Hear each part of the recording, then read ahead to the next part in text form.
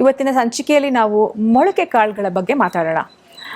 ಪಥ್ಯ ಅಥವಾ ಡಯಟ್ ಅಂದ ತಕ್ಷಣ ಸಾಕಷ್ಟು ಡಯಟಿಷಿಯನ್ಸ್ ಇರ್ಬೋದು, ಆಹಾರ ತಜ್ಞರು ಮೊಳಕೆ ಕಾಳುಗಳನ್ನು ಆ್ಯಡ್ ಮಾಡಿರುವಂಥದ್ದನ್ನು ನಾವು ನೋಡ್ತೀವಿ. ಯಾಕೆ? ಇದರಲ್ಲಿ ಸಾಕಷ್ಟು ಪ್ರೋಟೀನ್ಸ್ ಇದೆ, ಫೈಬರ್ಸ್ ಇದೆ, ಸಾಕಷ್ಟು ನ್ಯೂಟ್ರಿಯೆಂಟ್ಸ್ ಇದೆ. ಹಾಗಾಗಿ ಮೊಳಕೆ ಕಾಳುಗಳನ್ನು ಡಯಟ್ ಏನು ಚಾರ್ಟ್ ಕೊಡ್ತಾರೆ ಅದರಲ್ಲಿ ಮೊಳಕೆ ಕಾಳನ್ನ ಖಡಾಖಂಡಿತವಾಗಿ ಅದನ್ನು ಅಳವಡಿಸಿರುವಂಥದ್ದನ್ನು ನಾವು ನೋಡುವಂಥದ್ದು. ಕೆಲವರಂತೂ ಇದನ್ನು ದಿನನಿತ್ಯ ಸೇವನೆ ಮಾಡೋದನ್ನು ಕೂಡ ನಾವು ನೋಡ್ತೀವಿ. ಹಾಗಿದ್ರೆ ಆಯುರ್ವೇದ ಶಾಸ್ತ್ರ ಮೊಳಕೆ ಕಾಳುಗಳ ಬಗ್ಗೆ ಏನು ಹೇಳ್ತಾರೆ, ಯಾವೆಲ್ಲ ವಿವರಣೆ ಇದೆ ಅಂತ ನಾವು ಇವತ್ತಿನ ಸಂಚಿಕೆಯಲ್ಲಿ ತಿಳ್ಕೊಂಡ ವೀಕ್ಷಕರೇ. ಸಾಮಾನ್ಯವಾಗಿ ನಾವು ಕಡಲೆಕಾಳು, ಮಡಕೆಕಾಳು, ರಾಜ್ಮಾ, ಬಾಜ್ರಾ ಈ ಥರದ್ದೆಲ್ಲ ಒಂದು ಕಾಳುಗಳನ್ನು ಸಾಮಾನ್ಯವಾಗಿ ನಾವು ಸೇವನೆ ಮಾಡ್ತಾ ಬರ್ತೀವಿ. ಆಯುರ್ವೇದ ಗ್ರಂಥಗಳಲ್ಲಿ ಈ ಕಾಳುಗಳನ್ನು ಎರಡು ವಿಧವಾಗಿ ವಿಂಗಡಣೆ ಮಾಡಲಾಗತ್ತೆ. ಒಂದು ಶುಕಧಾನ್ಯ ವರ್ಗ, ಮತ್ತೊಂದು ಶಿಂಬಿಧಾನ್ಯ ವರ್ಗ ಅಂತ. ಶುಕಧಾನ್ಯ ವರ್ಗ ಅಂತಂದರೆ ಈ ಗ್ರೇನ್ಸ್ ಏನಿದೆಯಲ್ಲ, ಅಕ್ಕಿ, ಗೋಧಿ, ರಾಗಿ, ಬಾಜ್ರಾ ಈ ಥರದ್ದೆಲ್ಲ ಒಂದು ಶುಕಧಾನ್ಯ ವರ್ಗ ಅಂತ ಆಗುತ್ತೆ, ಗ್ರೇನ್ಸು. ಮತ್ತೊಂದು ಶಿಂಬಿಧಾನ್ಯ ವರ್ಗ. ಶಿಂಬಿಧಾನ್ಯ ಅಂದರೆ ಪಲ್ಸಸ್ಸು, ಇವೆಲ್ಲ ಕಾಳುಗಳು, ಇವೆಲ್ಲವೂ ಒಂದು ರೀತಿಯಾದಂಥ ಕ್ಯಾಟಗರಿಗೆ ಬರುವಂಥದ್ದು. ಇದರದ ಡೀಟೇಲ್ ಇನ್ಫಾರ್ಮೇಷನ್ನು ನಮ್ಮ ಶಾಸ್ತ್ರದಲ್ಲಿ ಇರುವಂಥದ್ದನ್ನು ನಾವು ನೋಡ್ತೀವಿ. ಇನ್ನು ಈ ಶಿಂಬಿಧಾನ್ಯ ಯಾರಿಗೆ ಒಳ್ಳೆಯದು, ಯಾವ ಪ್ರಕೃತಿಯವರು ಇದನ್ನು ಸೇವನೆ ಮಾಡಬೇಕು, ಹೇಗೆ ಸೇವನೆ ಮಾಡಬೇಕು, ಈ ಶಿಂಬಿಧಾನ್ಯನ ಯಾವ ವಿಧವಾಗಿ ಇದನ್ನು ಬೇಯಿಸಬೇಕು, ಇವೆಲ್ಲವನ್ನು ಬಹಳ ಒಂದು ಸ್ಪಷ್ಟವಾಗಿ ನಮ್ಮ ಶಾಸ್ತ್ರದಲ್ಲಿ ಹೇಳಿರುವಂಥದ್ದು. ಆಚಾರ್ಯ ಚರಕರು ಚರಕ ಸಂಹಿತೆಯಲ್ಲಿ ಮತ್ತು ಆಚಾರ್ಯ ವಾಗ್ಭಟರು ಅಷ್ಟಾಂಗ ಸಂಗ್ರಹ ಸಂಹಿತೆಯಲ್ಲಿ ಈ ಮೊಳಕೆ ಕಾಳುಗಳ ಬಗ್ಗೆ ಈ ರೀತಿಯಾಗಿ ವಿವರಣೆ ಮಾಡಿದ್ದಾರೆ.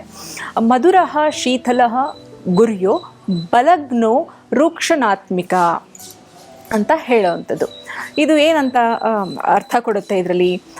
ಮಧುರಃ ಶೀತಲ ಅಂದರೆ, ಮಧುರ ಅಂದರೆ ಇದು ಸಾಕಷ್ಟು ಸ್ವೀಟ್ನೆಸ್ ಇರುವಂಥದ್ದು ಈ ಕಾಳುಗಳಲ್ಲಿ.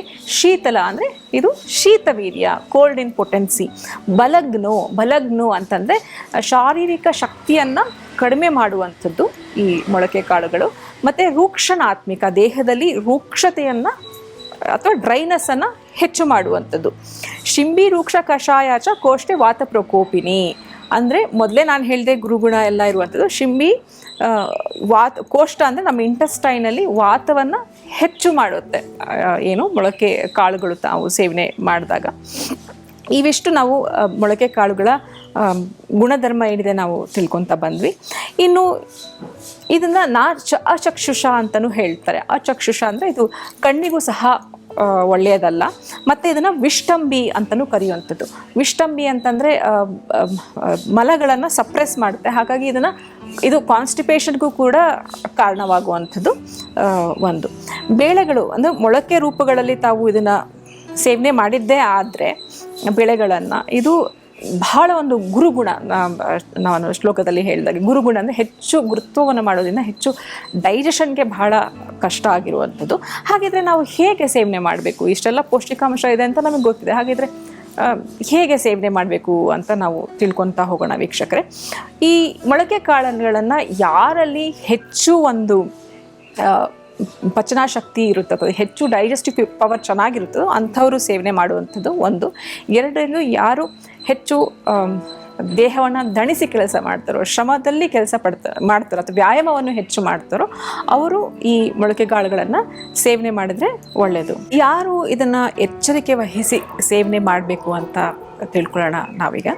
ಮೊದಲನೇದಾಗಿ, ಯಾರಲ್ಲಿ ಡೈಜೆಸ್ಟಿವ್ ಪವರ್ ಕಡಿಮೆ ಇರುತ್ತೋ ಅಥವಾ ಜೀರ್ಣಶಕ್ತಿ ಕಡಿಮೆ ಇರುತ್ತೋ ಅಂಥವರು ಕಡಿಮೆ ಪ್ರಮಾಣದಲ್ಲಿ ಸೇವನೆ ಮಾಡ್ಕೋಬೇಕು. ಯಾಕೆ ಅಂದರೆ ಇದು ಅಜೀರ್ಣಕ್ಕೆ ಕಾರಣ ಆಗುತ್ತೆ, ಜೀರ್ಣಕ್ಕೆ ಹೆವಿ ಅಥವಾ ಗುರುತ್ವ ಆಗಿರೋದ್ರಿಂದ ಒಂದು. ಮತ್ತೊಂದು, ವಾತ ಪ್ರಕೃತಿ ಇರುವಂಥವ್ರು ಅಥವಾ ದೇಹದಲ್ಲಿ ವಾತ ಜಾಸ್ತಿ ಆಗಿದ್ದಲ್ಲೂ ಕೂಡ ಮೊಳಕೆ ಕಾಳನ್ನು ಅವಾಯ್ಡ್ ಮಾಡುವಂಥದ್ದು ಎರಡನೇದು. ಮತ್ತು ಕಣ್ಣಿಗೆ ಸಂಬಂಧಪಟ್ಟ ಹಾಗೆ ಇದನ್ನು ನಚಕ್ಷುಷ ಅಂತ ಹೇಳ್ತಾರೆ, ಅಥವಾ ಕಣ್ಣಿಗೆ ಸಂಬಂಧಪಟ್ಟ ಯಾವುದೇ ರೀತಿಯಾದ ಕಾಯಿಲೆಗಳಿದ್ರೂ ಕೂಡ ಮೊಳಕೆ ಕಾಳುಗಳನ್ನು ಅವಾಯ್ಡ್ ಮಾಡಬೇಕು. ಸಣ್ಣ ವಯಸ್ಸರಲ್ಲಿ ಮತ್ತು ವಯಸ್ಸಾದವರಲ್ಲಿ ಅಗ್ನಿ ಮಂದವಾಗಿರುತ್ತೆ, ಹಾಗಾಗಿ ಸೇವನೆ ಮಾಡಬಾರ್ದು. ಇನ್ನು ಯಾರು ಆಗ ತಾನೇ ಕಾಯಿಲೆಯಿಂದ ಹುಷಾರಾಗಿರ್ತಾರೆ ಅವರು ಕೂಡ ಇದನ್ನು ಅವಾಯ್ಡ್ ಮಾಡುವಂಥದ್ದು. ಇವಿಷ್ಟು ಯಾರು ಸೇವನೆ ಮಾಡಬಾರ್ದು ಅಥವಾ ಬಹಳ ಹುಷಾರಾಗಿ ಸೇವನೆ ಮಾಡಬೇಕು ಅಥವಾ ಎಚ್ಚರಿಕೆ ವಹಿಸಬೇಕು ಅಂತ ನಾವು ತಿಳ್ಕೊಂಡ್ವಿ.